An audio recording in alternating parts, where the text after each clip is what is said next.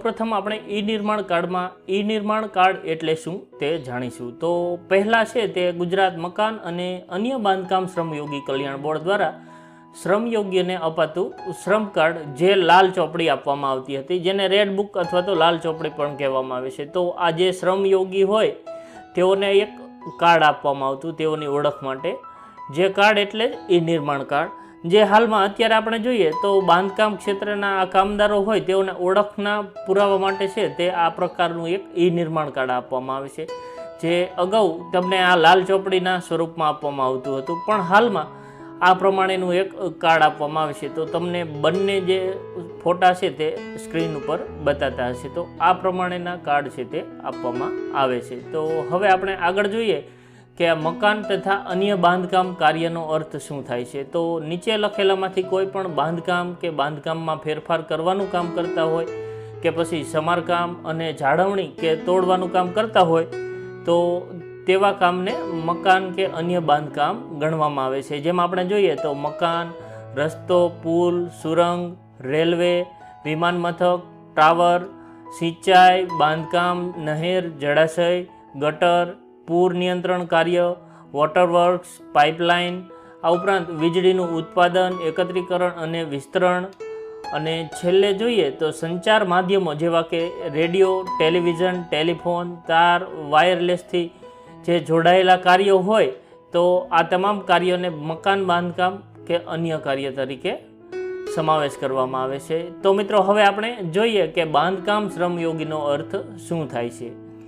તો ઉપર દર્શાવેલા કોઈ પણ મકાન અથવા તો તેને લગતા બાંધકામના કામમાં કુશળ, અર્ધકુશળ કે અકુશળ પ્રકારના કામ કરનારી વ્યક્તિ, મજૂર કે કામદાર કે પછી શ્રમજીવી હોય, જેમાં મેનેજર, વહીવટકર્તા કે નિરીક્ષણ કરનાર વ્યક્તિનો સમાવેશ થતો નથી. તો આ જે ત્રણ છે તેને છોડીને અન્ય જે મજૂર, કામદાર અને શ્રમયોગી હોય તેઓને બાંધકામ શ્રમયોગી તરીકે નોંધણી કરાવી શકે છે અને તેઓને આ પ્રકારનું ઈ નિર્માણ કાર્ડ મળી શકે છે. ત્યાર પછી મિત્રો આપણે આગળ જોઈએ કે આ કાર્ડ કોણ કઢાવી શકે.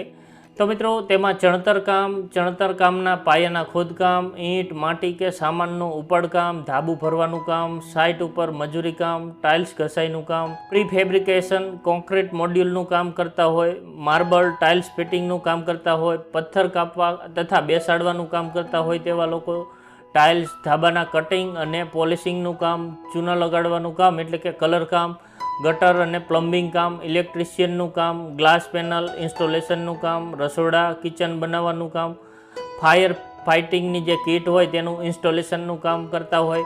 આ ઉપરાંત લિફ્ટ ઇન્સ્ટોલેશન, સિક્યોરિટી સિસ્ટમ, દરવાજા ફેબ્રિકેશન, ગ્રીલ, બારી, દરવાજાનું કામ, રોટરી કન્સ્ટ્રક્શન અને ફાઉન્ડેશનનું કામ, વોટર હાર્વેસ્ટિંગ બાંધકામ, સુથારી કામ, ફોલ્સ સીલિંગ અને લાઇટિંગ કામ, પ્લાસ્ટર ઓફ પેરિસ, ઈંટો બનાવવી, નળિયા બનાવવા, solar panel, solar geyser installation, swimming pool બનાવવા, જાહેર બગીચાઓ બનાવવા, ખાણ ખનિજ ક્ષેત્રે કામ કરતા શ્રમિકો, રેલવે, પુલ, ઓવરબ્રિજ ક્ષેત્રના શ્રમિકો તથા જે કન્સ્ટ્રક્શન, ઇરિગેશન જેવા signage board, furniture, bus depot અને સિગ્નલિંગ સિસ્ટમ, બાંધકામ સાઇટ ઉપરના ફક્ત શારીરિક શ્રમથી થતા તમામ મજૂરી કામ કરતા હોય તો આવા લોકો છે તે ઈ નિર્માણ કાર્ડ કઢાવી શકે છે. તો આ બધાનો સમાવેશ છે તે ઈ નિર્માણ કાર્ડ અંતર્ગત થાય છે અને તેવા લોકો આ ઈ નિર્માણ કાર્ડ કઢાવી શકે છે. ત્યાર પછી મિત્રો આપણે જોઈએ કે આ ઈ નિર્માણ કાર્ડથી થતા લાભ શું કે તેનાથી કયા કયા ફાયદાઓ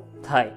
તો તેની વિગતમાં આપણે જોઈએ તો જે નોંધાયેલા મહિલા બાંધકામ શ્રમિક હોય તેઓને પ્રથમ 2 પ્રસૂતિની મર્યાદામાં દરેક પ્રસૂતિ માટે ₹27,000ની સહાય મળવાપાત્ર થાય છે. આ ઉપરાંત ધન્વંતરી રથ દ્વારા મફત આરોગ્ય તપાસ અને સારવાર મળવાપાત્ર થાય છે.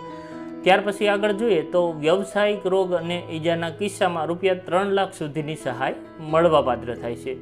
આ ઉપરાંત મિત્રો જે શ્રમિક અન્નપૂર્ણા યોજના છે તેના હેઠળ ₹10 પૌષ્ટિક ભોજન મળવાપાત્ર થાય છે અને શિક્ષણ સહાય યોજના અંતર્ગત 2 સંતાનોમાં દરેક સંતાનને ₹500થી લઈ અને 40,000 સુધીની સહાય મળવાપાત્ર થાય છે. સાથોસાથ શ્રી નાનાજી દેશમુખ આવાસ યોજના હેઠળ ₹1,60,000ની સહાય મળવાપાત્ર થાય છે અને જે હાઉસિંગ સબસિડી યોજના છે તે હેઠળ રૂપિયા 1 લાખની સહાય મળવાપાત્ર થાય છે. તો મિત્રો આમ આવાસ યોજના માટે પણ રૂપિયા 2,60,000ની સહાય મળવાપાત્ર થાય છે. આ ઉપરાંત મિત્રો આકસ્મિક મૃત્યુ સહાય અંતર્ગત રૂપિયા 3 લાખ અને અંત્યેષ્ટિ યોજના અંતર્ગત રૂપિયા 7,000ની સહાય મળવાપાત્ર થાય છે. તથા જે મુખ્યમંત્રી ભાગ્યલક્ષ્મી બોન્ડ યોજના છે તે યોજના હેઠળ દીકરીના નામે રૂપિયા 10,000ના બોન્ડ મળવાપાત્ર થાય છે, જે એફડી સ્વરૂપે મળે છે. આ ઉપરાંત જે સ્થળાંતર કરતા હોય તેવા બાંધકામ શ્રમિકના બાળકો માટે શ્રમિકના વતનમાં જ હોસ્ટેલની સુવિધા પણ મળવાપાત્ર થાય છે. તો આમ મિત્રો જે આ કાર્ડ એક છે પણ તેના ફાયદા અનેક છે. તો આ પ્રમાણે મિત્રો જે ઈ નિર્માણ કાર્ડ અંતર્ગત ઘણા બધા ફાયદાઓ મળવાપાત્ર થાય છે. તો મિત્રો હવે આપણે જોઈએ કે તેના માટે જરૂરી ડોક્યુમેન્ટ કયા કયા અને તેના માટેની પાત્રતા શું. તો તેના માટે આધાર કાર્ડ, બેંક પાસબુક, આવકનો દાખલો તથા બેંક એકાઉન્ટની માહિતીની વિગતની જરૂર પડે છે. અને પાત્રતામાં જોઈએ તો ઉંમર 18થી લઈ અને 60 વર્ષ સુધીની મહિલા અને પુરુષ બંને આ ઈ નિર્માણ કાર્ડ કઢાવી શકે છે. તે ઉપરાંત મિત્રો જે છેલ્લા 12 મહિનામાં બાંધકામ શ્રમિક તરીકે ઓછામાં ઓછું 90 દિવસ કામ કર્યા અંગેનું પ્રમાણપત્ર પણ રજૂ કરવાનું હોય છે. તો તમે જે સ્વપ્રમાણપત્રનો નમૂનો છે તે અહીંયા સ્ક્રીન ઉપર જોઈ શકો છો, અથવા તો તમારા ગ્રામ પંચાયતમાં લેટર પેડ ઉપર તલાટી દ્વારા પણ આ પ્રમાણપત્ર મેળવી શકાય છે. તો તે પણ તમે રજૂ કરી શકો છો.